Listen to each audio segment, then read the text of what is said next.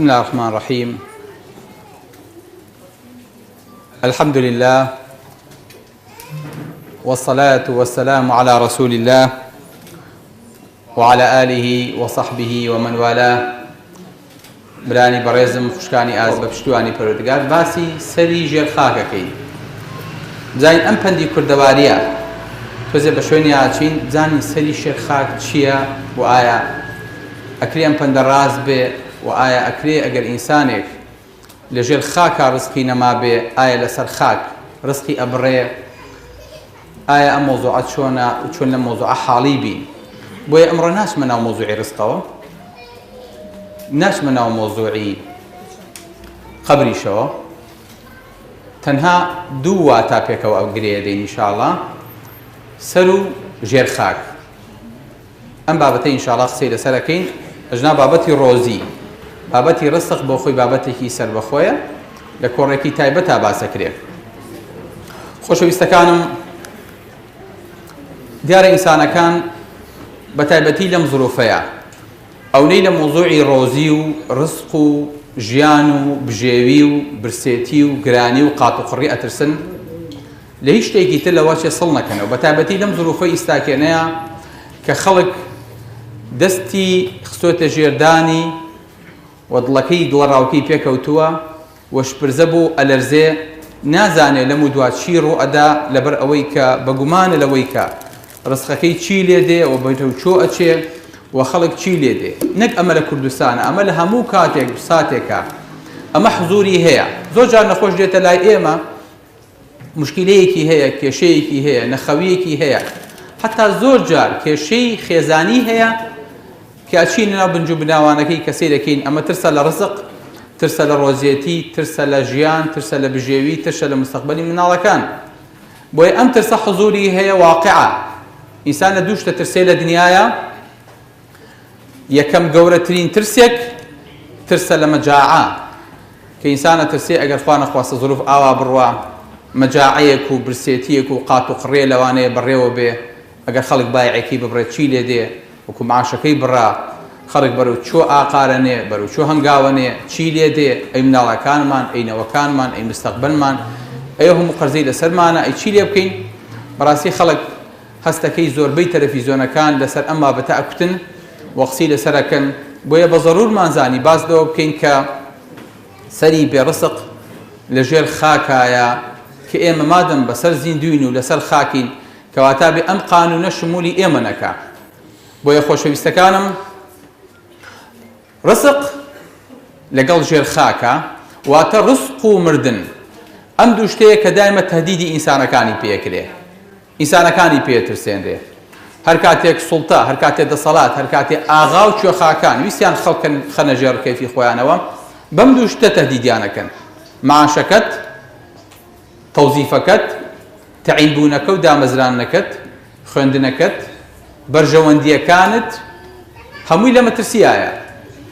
تەنانەت بایعەکەشت کە لەژێر دەستی ئەوانیان یەکوێتە مەترسیەوە. بە جۆرێکی تریش کوشتن و بڕین و سژن و لێدان، ئەمە دوو تاکە تەهدیدە کە ئینسان لەسەر ژیانی دروست بێ و لەسەر بژێوی دروست بێ. بۆیە دایمە بە ڕۆزیەکە ئەمان ترسێنن لەگەڵ ژێر خاکەکەیە کە ئەمریت و کۆتاییت پێدێت و نێڵین بەسەر زەویەوە بگەڕێیت. سوبحان الله خۆشەویستەکانم،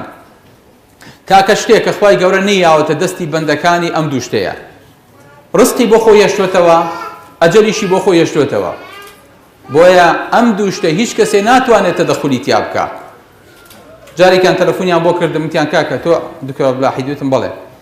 تۆ زانی لە وتاروشتەکانە زۆر سنوورە بەزێنیت و قساکەیت و جۆ لە هیچ نییە. ئێوتم فەرموو ئەمر وەڵای جاوە ژیان تەخاتە مەترسیە و مستەقبەل تەخاتە مەترسیە و ئەبێ زۆر لەمە دوئاگار لە خۆ بێ. وەڵای کاکە نەزانین بۆچی موسڵمانم، بۆ خوا تا ئێستا حاڵی بووم کە ژیان و مردن و ڕۆزی بەدەست خوایە. جەناب ئەگەر پێم بڵێ تۆ چیت و ڕۆژی و ژیانی منە بەدەستە، بەخوا لەمەدا تۆ ئەپەرستم. تا ئێستا وا غەڵەت حاڵی بووم لەوەی کە ئەم ڕۆزیە بەدەست خوای لەوەرە بێت. لەبەرەوە خۆشەویستەکانم، ئەمە خەڵک غەڵەت حاڵی بووە. یعنی حتا خەڵکێکی ئەلمانی کە خەڵکێکیان چاواشە کرد و خەڵکێکیان بەستۆتەوە چەند ساڵ بەڕێیەکەن بە موچۆ پارەیەکی کەم لەبەرەوەی کە قوتیان گرتووە. ئەنجاڵێ من لم يملك قوته لا يملك قراره أو يك قوتك خواردنەکەی خۆی بەدەست نەبێ قراری خۆشی بەدەست نییە حەق نییە وابێ حەق نییە ئینسان ئەو نە زەعیف بێ لەسەریەوە بەکێش نەکرێ بۆ بڕیاردان لە ورگیەوە بەکێشیکەن بەداخەوە ئینسان ئەو نە زەعیف بێ بە ورگ بترسێنرێ بە عەقڵی نەترسێ ئەمەش بۆ خۆی مەینەتیەکە خەڵک ئەم هەموو کێشە و باگلێ بکەم لە خەڵک خۆشەویستەکانم باگلێ بکەین لە خۆمان ئەم هەموو بێدینیە لە کوردستانە کرا ئەم هەموو ئەلمانیەتە پەیدا کوتی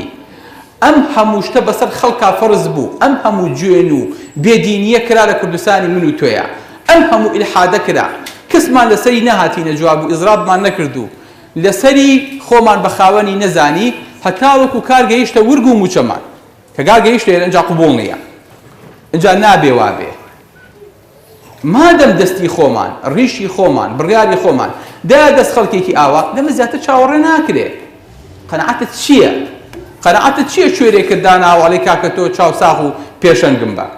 من لەمە زیاتر چاوەڕێ ناکەم ئەوەی کە بووشە زۆر باشە ئەمەی هەیە ئاشی نەزانێ و خوای جێڕێ بەڵام بەداخەوەی مەخوامان نەما لەم قزەیە هاوکێشەکان هەموو شتێکی تایە بەس خوای تیان نییە ئەمە مینەتێکی ئێمە با بگەڕینەوە جارێکی تر ئێستشی لەگەڵا بێ پاش ڕوبع قەڕنێک ئەڵێن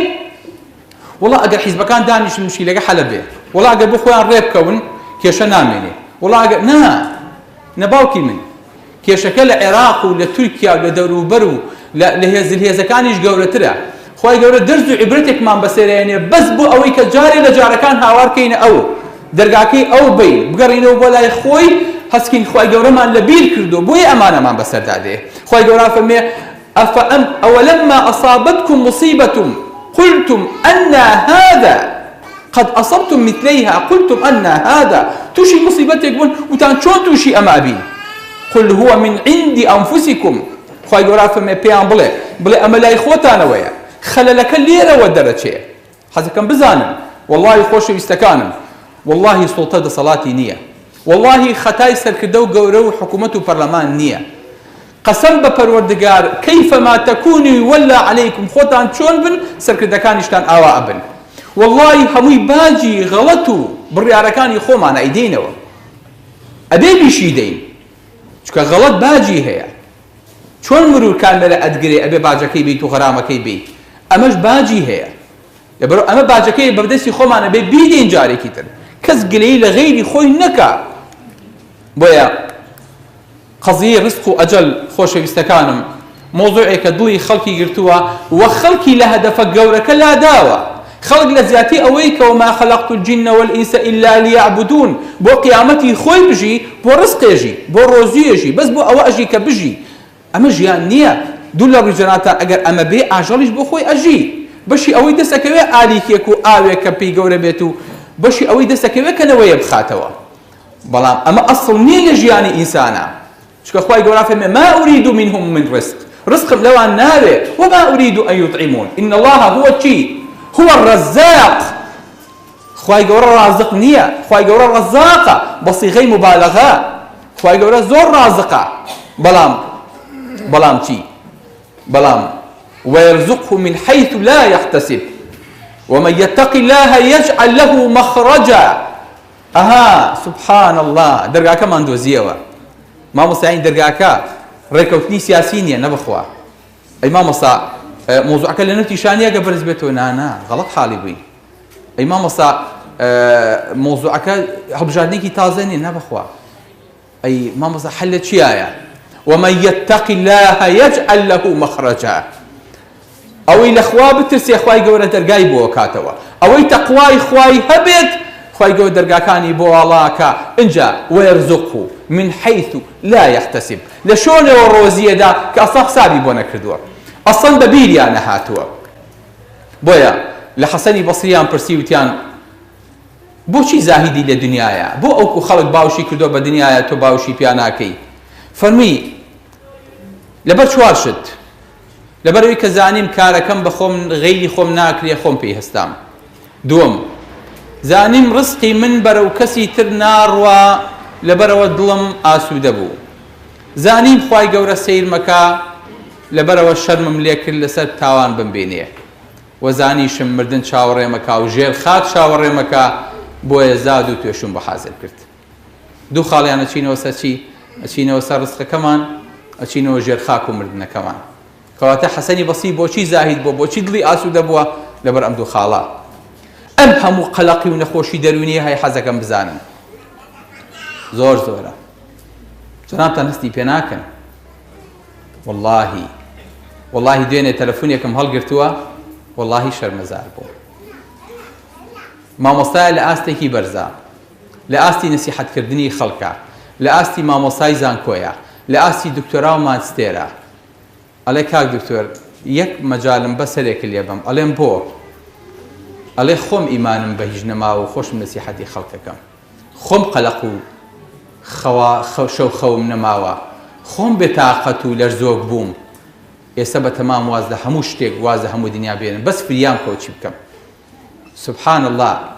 ئەمە ئەگەر شێت بوو ئەیبن بۆ لای شێخ، ئەگەر شێخ شێت بوو چی لێ بکەین؟ ئەگەر مامۆستایان و بەڕێزان و مامۆستایانی زانکۆ و خاوەن دکتۆرا و پرۆفیسۆر و پسپۆڕەکانمان وایان لێ هات، ئیتر داماوی خەڵک ئەبێ چی بکە؟ لەبەرەوە حەزەکەم بزان ئەمە نەخۆشیەکە سەر هەڵەدا بیرەکاتەوە. هەمووشی قەسەم بە پەروەردگار یەک نەتیجەیە، یەک کۆکاریشە،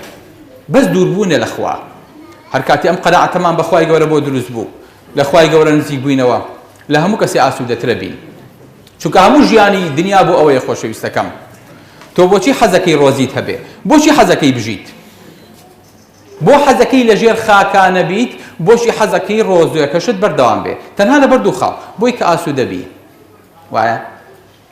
بۆی کە مرتاح بی، بۆی کە دڵە خۆش بێ. ئەتوانی پارە و هەبێ. ئینسان بۆیە پارەی هەیە، بۆی هەموو شتێکی پێ بکڕێ، دەسەڵاتی بەسەر هەموو شتێک و شوێنێک شا بکشێ. بەڵام مەرجنی ئەمانە ئاسوودەیکەن، وایە؟ مەژنی ئەمانە دڵی خۆشکەن. دووەم، ئینسانەکە حەزەکا بژی بۆ ئەوەی کە چێژ لەم شتانە ببینێ. مردن ڕێگرە لە بەردەمی ئینسان و چێژەکانە. بۆیە خوای گەورە فەرمێ وەحیلە بەینەهم وبەینە ما یەشتەهون. بین کرایە، بربەست خرایە بینی ئەمان و ئەوەی کە حەزیان لێیەتی، ئەوەی کە چێژی لێ بینن.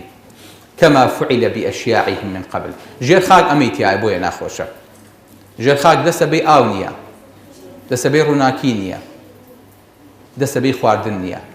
دەسەبەی کەس و کار نییە، دەسەبەی هیچی تیا نییە. بۆیە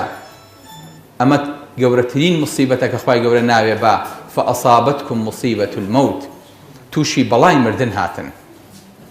ئەمەیە خۆشەویستەکانم کە ئینسان لێیەترسێ. دای لە مێشکە ئەگە دەوڵەمەندیش بێ لە کەی ئەمرم؟ ئایا تۆ بڵێ بژین بۆم پارانە؟ ئایا تۆ بڵێ تووشی نەخۆشی نەبم؟ یەکاو تۆجان قوربانە بمزان فەحسێکم ناکەی، چی لە قەوما برا؟ وەڵڵاهی هەر لە خۆمەوە ترسم بزان فەحسێکم کەی بزان هیچم نییە. ئەخ لە چۆ دەست پێ بکەم؟ یعنی چی هیچم نییە؟ ئینسان گێچی تایە، ئەگەر نەخۆش بێ گێچەکە لێ ئەدا، ئەڵێ بڕۆ نەخۆشی چارەسەری خۆ بکە. بەڵام تۆ لە چیە ترسیت؟ وەڵام لەوە ترسم نەخۆش بم. یعنی نەخۆش نییە، بەس نەخۆشیە ترسێ. فەقیر نییە، لە فەقیریە ترسێ. لە ژیانایە، بەڵام لە مردن نەترسێ. ئەمەیە کە دایمە نایڵێ ئینسان ئاسوودە بێ، نایڵێ ئینسان مرتاح بێ. یعنی هەیە لە ترسی مردن هەموو ڕۆژێک ئەمری، هەیە لە ترسی فەقیری هەموو ڕۆژە فەقیرە، نابێت لە پارە سەرف بکە. ڕابێرە ژیان. هەلێکە ها کامردی، تاوێری ژیان گلاو لە بنیاوردی. نازانی لە چۆ هێنرای سابەخوا، نازانی مەرگ کە مردی بۆ چۆی بردی. ناچاری ئەشێباری مەرگ هەڵبگری، ناشێ هەموو دەم لە ترسی مردن بمری. ناچاری ئەشێباری مەرگ هەڵبگری، ناشێ هەموو دەم لە ترسی مردن بمری. پێست و خوێن و ڕەگ و دووسێ ئێسقانێک، وەبزانە نەبووی بۆ چییە خەمدا دەگری. وەبزانە ژیان بە ئارەزووی تۆ دەگەڕێ، ئەم چەرخ و خولە هەمووی بەفووی تۆ دەگەڕێ. وابزانە 100 ساڵی ژیای پاشان چی؟ مەرگێکە لەسەر ڕێگە لە دووی تۆ دەگەڕێ. بەڵە خۆشەویستەکانم قل ئین المەوت الذي تفرون منه فإنه چی؟ یەکێ بە دوات تا ڕاکە، تۆ لێی ڕائەکەیت وازانی بە دواتەوە کەسێرەکەی لە بەردەم داقوتە بێتەوە تۆ لەو ڕاتەکرد ئەو لە بەردەم تاوەستاوە جا حسابی خۆ بکە کەواتە هەموو ئاراستەکان تەنراوە بە مردن کەواتە ژێرخاکەکە حازرە بۆمان نابێ لێی بترسی ئەی بە چی بۆ بکەی ئەبێ خۆتی بۆ ئامادەکەی بۆیە ئیبراهیمی کوڕی ئەدهەم کابرایەکی بینی بێتاقەت بوو پرسیارێکی زۆر جوانی لەکرد فەرمووی ئایا ئەم کەونە بەبێ ویستی خوا ئەسوڕێ شتێ ڕووەدا کە خوای نەیەوێ کابرا فەرمی نا فەرمووی ئایا ئەجەلی تۆ دەقەیە پاش و پێشەکە کابرا فەرمی نەخێر فەرمی ئایا ڕۆزی ساتێک کەم و زیادەکە فەرمی نەخێر فەرمی دێ خەمی چی هەڵەگری تۆ ئەمرت پێ نەکراوە کە خەم هەڵگری ئەمرت پێکراوە خەمەکان جێبەجێ بکەی عیبادەتی خوای گەورە بکەی پەیامەکانی خوای گەورە بگەێنی بۆیە خوای گەورە فەرمێ وما من دابة في الأرض إلا على الله رزقها ويعلم مستقرها ومستودعها كل في كتاب مبين هیچ دابەیەک دقت بن وما من استغراقة يعني هرچی لسر زەویایە هەرچی پێ ئەنێ بەسەر زەویە و بەژێر زەویە إلا على الله خوای گەورە واجبی کردووە لەسەر خۆی لەسەر خوایە ئەبێ ڕۆزی بە ويعلم مستقرها ومستودعها چی؟ هەموو ئەوەی کە لەسەر زەویە هەموو ئەوەی کە لەسەر زەویە خوای گەورە خۆی ڕسێ ڕۆزیەدا بەڵێ ئێمە ئینسانیش بەڵێ یعنی خوای گەورە ڕۆزی ئێمە کاکە هۆ وەرنەوە ونەوەشی خۆتان برا تۆ یەکێکی لە 8.7 ملیۆن جۆر بوونەوە لەسەر زەویە 8.7 ملیۆن جانەوەر نا جۆر یەکێ لە جۆرەکان ئینسانە من و تۆی کە بەس ئێمە 7 ملیاری وایە کە بەس ئینسان 7 ملیارە ئێمە یەک بەشین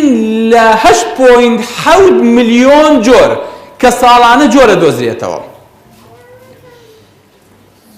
حاڵی بنەڵێن چی؟ ئێمە بەڕێزترینی ئەم بوونەوەرانەی لەسەر زەویە خوای گەورە ئەوانی تر لە بیر ناکە من و تۆ لە بیرەکە بۆیە خوای گەورە فەرمێ وەما من دابەتین هەرچیە لەسەر زەویایە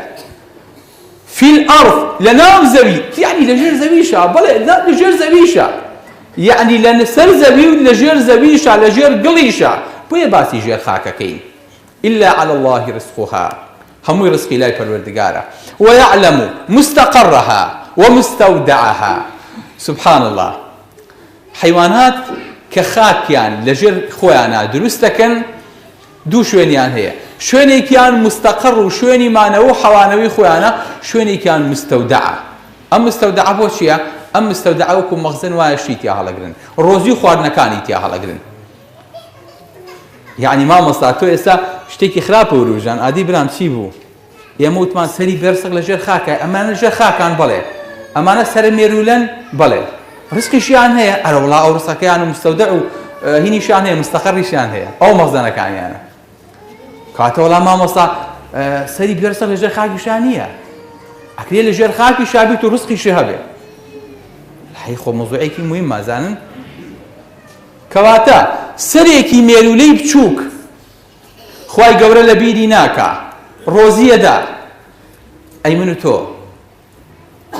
خوا زەحمە نەبێ کەسمان لە سەری مێرولە بچکۆلەترە خوانی بینێ زەحمە نەبێ سەری لە سەری مێرولە بچکۆلەتر دەست بەسکاتەوە ئەخر مامۆستا تۆ زەنی چۆن تۆ مۆزوعەکانت تێکەڵ کرد خوا لێ خۆش بێ خوا مێرولە بچووکن بچووک یعنی ڕۆزیەکەیان تەبیعیە ئێمە زۆرین خوانەی بڕێ کە مەجاعەیەک گورانیەک هاو بەسەر زەویە هەمومان تیاچین قوڕەکرێ بەسەرمان هەمومان لەبەر سامری مێرولە ئەوەی باشە بچووکن لەبەرەوە بەش گەنکە گەنمێ تێدەخۆن وەکو سولەیمان مێرولەیەکی بینی فەرمی چەندێ بەشتەکە فەرمی قوربان ساڵێک دوو دەنکە گەنم بەشمەکە سولێمان هێنای عەلەیهی سەلام خستێ ناو قەفەزێکەوە و وتی دوو دەنگ گەنمی بنێ. دوو دەنگ کە گەنمیانایە و بە جیان هێشت پارساڵێ سولەیمان هاتەوە دەنگ و باس فەرمی وەڵا قوربان دەنگێکم خواردووە و دەنگێکیشم ماوە. فەرمی درۆزن تۆ بە منە و دوو دەنگ بەشتەکە ئێستا ویستە فێڵم لێ بکەی دەنگێکە حەشادا و دەنگێکیش خواردووە. فەرمی نا قوربان من تا لە دەروی قەفەزەکەی جەناب بووم خوارز خەیام لەبەرەوە دوو دەنگ گەنم بە ئیسراحەتە خوارد کە خستمە قەفەزەکەەوە ترسان بیرچم ترسام پارساڵە لە یاد دەنەمێنم احتیاتی دەنگێکم هێشتەوە بۆ ساڵێکی تر. خۆ تۆ خوانی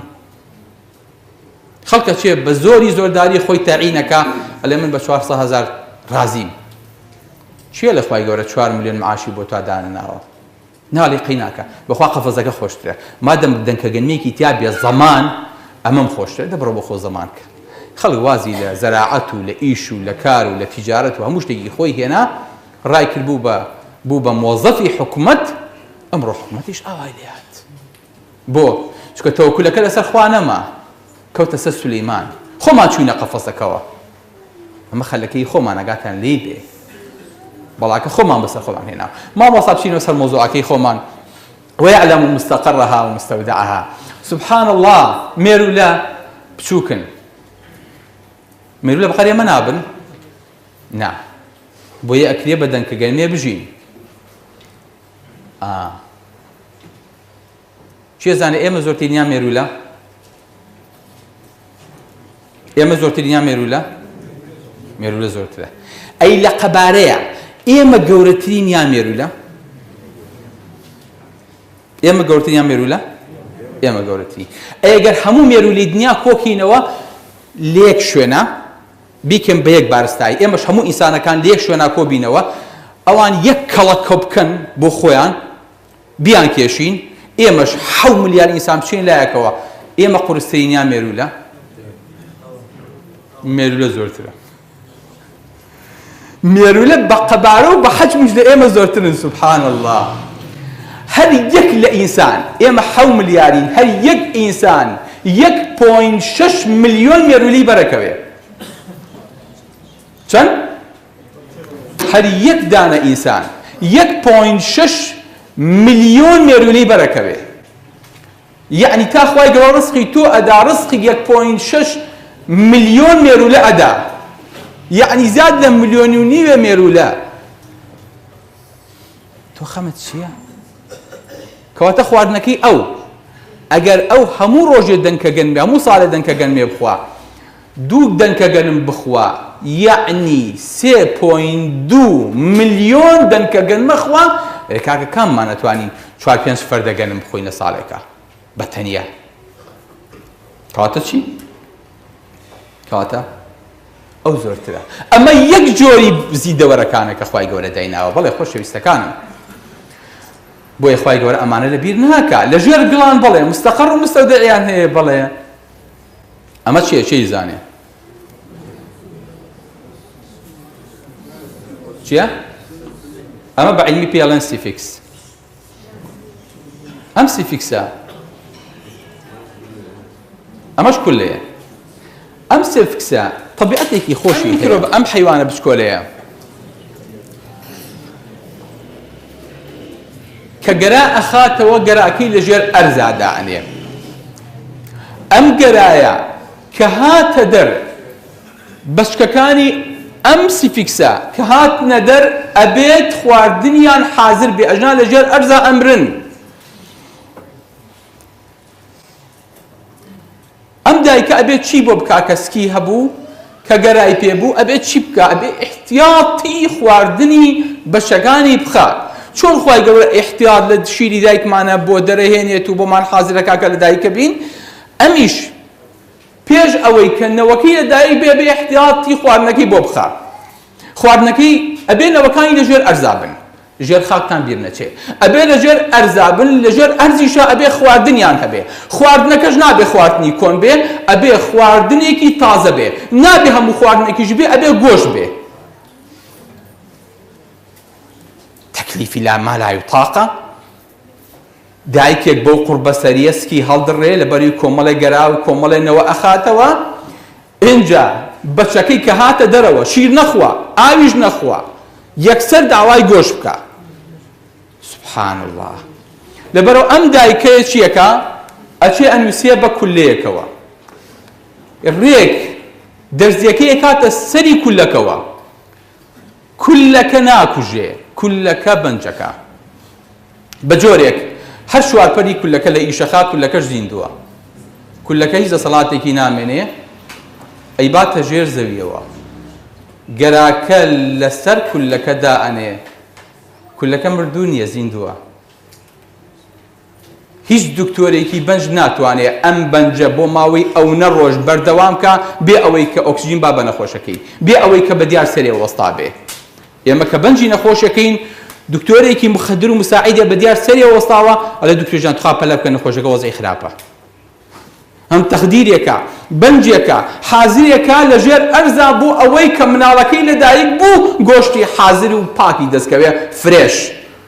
گەرما و گەرم. خوا ڕزقی ئەوەی داوە، نەوەی ئەوەی داوە لە شێر ئەرزا، نەک خواردنێکی تەبیعی و گەنم گۆشتێ داتێ. تۆ خەمتە لەسەر زەوی بمری،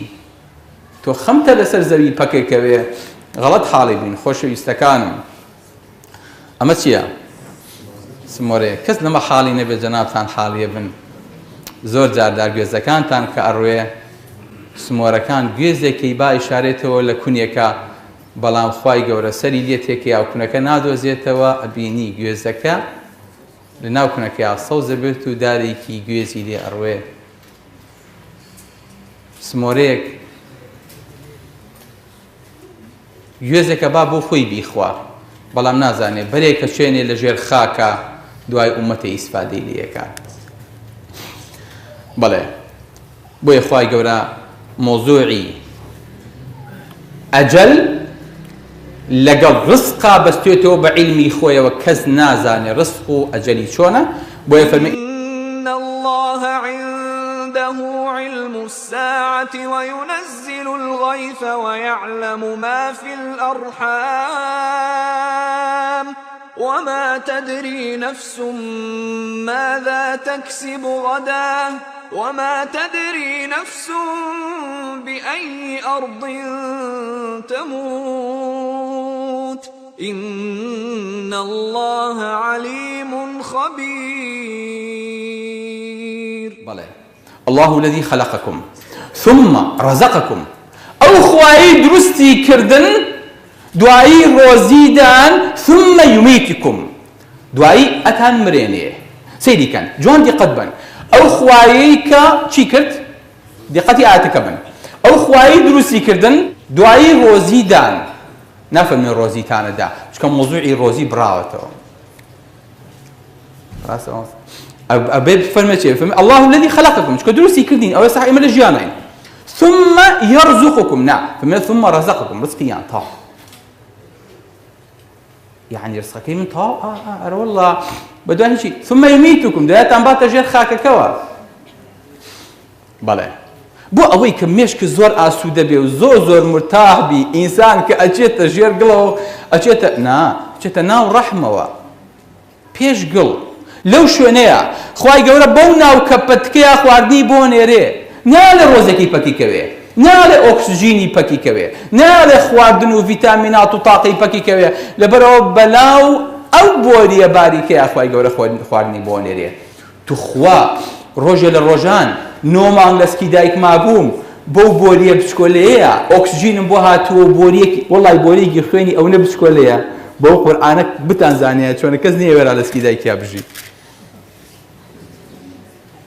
جابز نییە ئێستا حاڵی بووین و تازە ناچینەوە ناو ڕەحم جارێکی تر ژنا کەس پێی ناژی چۆن خوای گەورە بەو بۆریە باریکەیە خواردن بۆ تۆ ئەنێرێ و بە بۆری خوێنەکەیە دووەم ئۆکسیدی کاربۆن و پاشە ڕۆکەت لێ دوورەخاتەوە تو خوا من لەویانەیە نەمردم و ژیام و گەورە بووم و کە هاتمە دنیا و ئەو بۆریە پشڕا یەکسەر هاوارم کرد فریام کەون چونکە ئۆکسجینەکەم نەما ئەبێ زوو هاوارکەی فریای هاوار بکەوی بۆ ئەوەی کە بزان تو هاتوویتە دژیانەوە چکە بۆری خواردنەکەت نەما ئەی من دەمێکم هەیە و دوو دەستم هەیە و ئەلەم نەجعل له عینین ولیسانا وشەفتەین تازە بترسم ئەو کاتی بەستە زمان بووم نەئەترسام ئێستا بەم زمانەوە بترسم بەم حاڵەوە بترسم خۆ ئەگەر دەسم بە کەسان ئەگا دەسم بە ئاسمانە ئەگا دەسم بە خوایە ئەگا ئەڵێ کۆمەڵێک گەنج چوونە دەرەوە بۆ نوێژە بارانە وڵاخ و حەیوانیان هەبوو باران ناباری وتیان کاکە با بچین خەڵک نوێژە بارانە ئاکە ئێمەش باچین بخۆمان شوانین و کۆمەڵی نوێژە بارانە بکەین بەڵکو خۆی گەورە بارانێک هەر لەبەر خاتی و حەیوانانە ببارێنێ ئەڵێ کە چوونە دەرەوە بۆ نوێژە بارانە یەکیان وتی ئەرێ کاکەوێ کەستا نوێژە باران نازانن نەوەڵڵا ئەی بۆچی هاتوون وەڵا جا خۆ بەخوا تۆش نایزانی هەویش وەڵامیش نایی وەڵاوتیان ئەی چی بکەین تۆ وەڵا با دوعا بکەین یەکیان وتی خوایە هەر لەبەر ئەو حەیوان و مەڕ و بزنانە ئەوان گوناحن خۆ ئەگەر ئێمە تاوانمان هەبێ ئەوان گوناحیان نییە خوای جەم باران ببارێنێ یەکێ وتی خوایە هاو ئەرزا شەق بووە و دەمی کردوێتەوە وشکە خوا ئەویش داوای بارانەکە بیبارێنێ بەڵام یەکیان قسەیەکی زۆر خۆشی کرد لە ئەخیرا کڵاوەکی لەسرا بوو کڵاوەکی داگریای بە ئەرزا وتی خوایە بەخوا ئەگەر من لە جیاتی تۆ بوومایە و تۆ عەبدی من بوویتێ ئاوا داوا لێ بکردمایە بەخوا بارانم بۆ بارانی ئەگەر من لە جیاتی تۆ خوا بوومایە تۆ ئاوا داوا لە من بکردای من بارانم بۆ تۆ باران ئەڵێ باران ئەوەنە دای کرد هەتا گەڕانەوە لافاو هەستا بوو خۆ دەستە بە ئاسمانە ئەگا ئەگەر دەستێ بە شوێنی تران ئەگا بۆیە لە ناوسکی دایکە بۆ ئەوەی کە ئەم خەمە هەڵنەگری مەلایکەتێ دێتە لات إذا مر بالنطفة 42 يوما بعث الله إليها ملكا فصورها وخلق سمعها وبصرها ولحمها وجلدها ثم قال يا ربي أذكر أنثى فيقضي ربك ويؤمر بأربع كلمات چوار کەلیمە لەگەڵ مناڵەکەیە کە دروست بوو پێست و خوێن و چاو و تەسویری بۆ دروست بوو ئەنجا چوار کەلیمە عەرزیەکەن بەچی دەست پێەکە بەڕست بۆی خەمن نەبێ تۆ لە ناو ئەم ژێر سێ تاریکایی ڕەحمەیە ڕۆزیەکەم بۆ دابین کردووی ئەجەلەکەش و ژێر خاکەکەشم بۆ دابین کردووی کۆتایی پێ هاتووە تازە تۆ خەمداتەگرێ تازە تۆ شپرزابیت و پەلەقاژەیەکەیت و دین و ئیمان و عەقیدەی خۆت ئەفرۆشی بۆ ئەوەی کە بژیت نا غەڵەت حاڵی بووی لەبەرەوە هەر لە ناوسکی دایکە ئەمر بە ڕزقەکرێ نووسرێ ئەمر بە ئەجەلەکرێ نووسرێ ثم يخرج الملك بكتاب في يده فلا يزيد على ما أمر ولا ينقص ملائكتك بكتاب يتدروا مۆر کراوە لای خوای گەورەوە ئیتر لەوە زیاتر و کەمتر ناکەتەوە ئەچێتە ناو فایلی تۆ جای ترمە هەڵ نادرێتەوە زیاد و کەمی لێ ناکرێت سبحان الله بۆیە ثم چی ثم رزقكم ئەو خوایی کە ڕزقیشی دانە بەڵێ بۆیە خۆشەویستەکانم کە ڕزق کەمەکە ئەجەل دێتە پێشەوە چونکە ئینسان هەتا ڕزقی مابێ لەسەر زەویە ئەژی کە ڕزقی نەما ئەمرێ وایە کە ڕزقی نەما جبریل دێڵێ مەلەکن مۆ دێڵێ ئەڵێ پارە خواردنێکت نەماوە لەسەر ئەرزا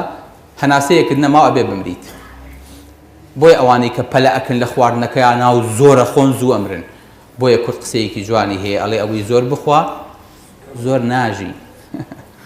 ئەی چی ئەوی زۆر بخوا زۆر ناژی بۆ چونکە پەلەی کردووە خواردن ڕستەکەی زوو تەواو کردووە تووشی نەخۆشی و شەکرە و بەڵا و دڵ و چەوری و هەمووی زووە بێ زووتر کۆتایی پێیە پەلەیەکی ڕستەکەی تەواوکە لەبەرەوە پەلە لە ڕستەکەی خۆتان مەکەن بۆیە مۆریقە فەرمێ ئەی بەنی ئادەم هەموو ڕۆژێ ڕستەکەت بۆ دێنن و ئەی خۆیت و خەفەت ناخۆی کە ئەزانی ئەمە لە تەمەنێک کەمەکە بەڵام کاتێک کە تەمەنێک کەمە بێتە و ڕیشت پێ بێت و لە مرد نزیکە بێتەوە خەفەتە خۆی معلم هەردوو شیانێک شتە زووتەوابوونی عمر زووتەوابوونی ڕزق یەک شتە زووتر نزیک دەکاتەوە لەژێر خاکەکە بەڵێ پێغەمبەری خوا صلی الله علیه و سلم فەرمێ إن الروح القدس نفث في روعي أنه لن تموت نفس حتى تستكمل رزقها يكز نامري حتى وكو رزقكي طاونك على سرزوية فاتقوا الله وأجملوا في الطلب لأخوة بترسنوا بجواني وبطاكي دعوة لأخوة يقول ربكن چين بياوا ناسية؟ چين بياوا؟ ناصر الخرافي بكالوريوس لآدابة خەڵکی کوێتە مالی دێگا غەڵاندە من 46مین دەوڵەمەندی عالەمە خاوەنی 14 ملیار دۆلارە دووەم دەوڵەمەندی عەرەبە ئەم ناسر خورافیە حەزەکەن ماڵەکەی ببینن قەسرەکەی ببینن بەڵێ ئەمە قەسری ئەم پیاوەیە هەموو ماڵ و سەروەت و سامانەکەی بوو بەم ژێرخاکە و بوو بەما هەموو دنیاکەی کۆتایی پێهاو ئەلەمەیە لە میسر بوو لە گەشتێکە هەر لەوێ دڵی وەستاو ماڵاوایی کرد هەرچی ڕەیس و وەزیر و دار و بەردە لە خزمەتیا بوون بەڵام هیچیان پێ نەکرا لەو قەسر و ماڵ و مؤسسە و لە هەموو شوێنێکان پیاو مەشروعی هەبوو بەمە کۆتایی هاو فەقیرە بەڵێ یعنی کەواتە ناسر خورافی هیچ ڕزقێکی نەبوو لە ژێر ئەرزا لە قەبرا ئێمە ناڵین ژێر خاک ڕزقی تیان نییە بابزانی وایە هەر بۆ کافر یان بۆ موسڵمانیشە پێغەمبەری خوا صلی الله علیه و سلم هەر کاتێ ئینسانی موسڵمان چووە ناو گۆڕەکەیەوە پرسیاریان لێ کرد و پرسیارەکانی بە جوانی جواب دایەوە بانکەرێ لە ئەسمانەوە بانگەکا فەرمێ ئەن قەد صەدەق عەبدی عەبدەکەم ڕاستی کرد عەبدەکەم ڕازگۆ بوو لەگەڵما فأفرشوه من الجنة وافتحوا له بابا إلى الجنة فيأتيه من روحها وريحانها پێغەمبەری خوا صلی الله علیه و سلم هەر کاتێ عەبدە ناو قەبرا پرسیارەکانی جواب دایەوە و لە ئۆڕەڵەکەیە و لە شەفەیەکەیە دەرچوو خوای گەورە بانگەکا فەرمێ عەبدەکەم ڕاستی کرد بۆی ڕاخەن فرشی بۆ ڕاخەن سەوزایی بۆ ڕاخەن خواردنی بەهەشتی بۆ بێنن بۆن و بەرامی بەهەشتی بۆ بێنن الله ئەکبەر یعنی مامۆستا ژێرخاک ڕۆزی تایە بەڵام بۆ کێ بۆ کەسێ لە دنیاە خوای لەبیر نەکردووە خوای گەورە ناو قەبرەکەیە ئەو لەبیر ناکا ئەگاتان لێی بێ کەواتە سەری بێڕزق لەکوایە سەری بێڕزق لە کاسەی سەری کافرایە حەزەکەم بزانی لە هی موسڵمانە جێی نابێتەوە بەڵێ خۆشەویستەکانم ئینسان لەسەر لاشەی خۆشەویستەکانم هەموو لاشەی من و تۆ پڕە لە میکرۆب پڕە لە زیندەوەر لە هەر بستە پێستێکی ئێمە بگری ملیۆنەها میکرۆب لەسەر لاشەمان ئەژی و ڕزق وەرەگرێ چی مامۆستا؟ یعنی مامۆستا ڕزقی مناڵەکانم لەسەر نییە خۆم ڕزقی ئەو دووسی هاتیۆم لەسەرە خۆ خەمی هەر خەوی ئەوان منە خەمی ئەو هەتیوانەی خۆتە نەبێ خەمی مناڵەکانە نەبێ تۆ لەسەر لاشەی تۆ ملیۆنەها میکرۆب ئەژی لەسەر لاشەی تۆ پێستی تۆ ڕیخۆڵەی تۆ خواردن وەرەگرێ خوای گەورە لەبەر تۆش نەبێ لەبەر ئەمان ڕستەکەت هەیە خەمن نەبێ لەبەر ئەمان لەسەر تۆژی کە مردیشی بێمنەتن شیتەکەنەوە هەڵتەوەشێنن بەڵێ بۆ ئینسان کاچێتە ژێرگڵەوە خۆشەویستەکانم ڕزقی نامێنێ هیچی نامێنێ بەڵام یەک داواکاری هەیە لەژێر ئەو خاکەیە ئەو سەرە ئەگەر قەول بێ لەژێر ئەو خاکەیە زیندوو بێتەوە یەک داواکاری هەیە ئەڵێ چی وأنفقوا مما رزقناكم من قبل أن يأتي أحدكم الموت فيقول رب لولا أخرتني إلى أجل قريب فأصدق وأكن من الصالحين خوای ئەگەر مردنەکە دواخستمایە بۆ کاتێکی تر چیەکەم فاصدق خێرمە کرد دەوڵەمەندەکان گەورەترین فرسەتە بۆ ئێوە خێرکەن چونکە تەنگانە تا سەر نابێ ناڕەحەتی تا سەر نابێ ئەمڕۆ فرسەتە ئەمڕۆ خەڵکی لێ قەوما وەزئی ناخۆشە دەستان واڵاکەن بۆ ئەوەی کە خوای گەورە دەستی لەگەڵتان واڵا بێ بۆ چکە یەکەم لە حەزا کە مردن نزیکە بێتەوە و چوویتە ژێر گڵەوە حەزەکەی بیتە دەرەوە ئەگەر شەهید نەبی یەک داواکاریت هەیە خوایە بمجێڕەوە بۆی چی بکەم بۆ ئەوەی کە خێر و سەدەقە بکەم بۆ ئەوەی کە چاکە بکەم بۆ ئەوەی کە پارەکەم ببەخشمەوە کەواتە ئەوە لە دنیاە خەمی ڕۆزیەکەت بوو کۆتە کردەوە ئێستا لەژێر خاکەکەیە خەمی ڕۆزیت نەما کە ڕزقەکەشت بۆ دێ ئەڵێ خوایە بمجێڕەوە بۆ دنیا بۆ ئەوەی کە لێ بچم ئەوەی بەجێم هێشتۆ بیبەخشم لە دەستی وەرەسەی دەربێنم بەمەرجێ بممەنەوە چکە بۆ خوایە زۆر دەوڵەمەمان هەیە ئەگەر پاش هەفتەیە بە کفنەکەی بێتەوە ناو ماڵ و مناڵی ئەلێن یەخوا بەخێر بێتەوە وەڵاهی جا تۆ بۆ مردی کاکە چێوتی بمرە بۆچی نەمرم ڕۆڵە ئەو هەموو مەسرفەمان لە تەعزیەکە تاکرد ماڵە کاوە بێ ساتویتەوە گیانمان وا میراتەکەشمان تازە دابش کرد نا ئەلێ هاتوومەتەوە خێرەکەم ئەلێ بەخوا تازە پارە و سەرۆت و سامان هیتووە نەما بۆیە خۆشەویستەکانم عەزەمەت و گەورەی ئەم سەرانە پێشەوەی کە بچێتە ژێر خاکەوە لە دنیاە ئەمەیەکە پێش ئەوەی کە بمرێت و بچێتە ژێر خاک ئەو ڕۆزیەی کۆی کردوێتەوە بەڕاست و بەچەپابی بەخشێ حساب بۆ ئەم قەبرە و ئەم بێدەسەڵاتیە و ئەم نەبوونێوی خۆی بکە نەشترسێ چکە خوای گەورە فەرمێ والله خەیر الرازقین خوای گەورە گەورەترینی ڕۆزی دەرانە چونکە ئەگەر حکومەت تۆ ئاغا دەرەبەک مدیر غەزەب لە یەکێ بگرێ ڕزقەکەی بڕێت و معاشەکەی بڕێت و تپاری نایاتێ بەڵام خوای گەورە ڕزقی مناڵ و گەورە و مسلمان و کافری شەدار ئێمە خوایە جا موسڵمانین دەستمان بۆ سواڵی کەس بەرز ناکەینەوە ئەگەر قەول بێ دەست بەرزکەینەوە هەردووکیان جووتەکەین و تەنها بەلای توی بەرزەکەینەوە و تەنها داوای ڕۆزی و تەنها داوای ڕزق و تەنها داوای بەرەکەت لە تۆەکەین پێشەوەی کە سەرمان بێ بەسەری ژێر خاک و بێڕۆزی بێ لە بێدینیە خوای گەورە سەری دنیامان پڕۆزیکەی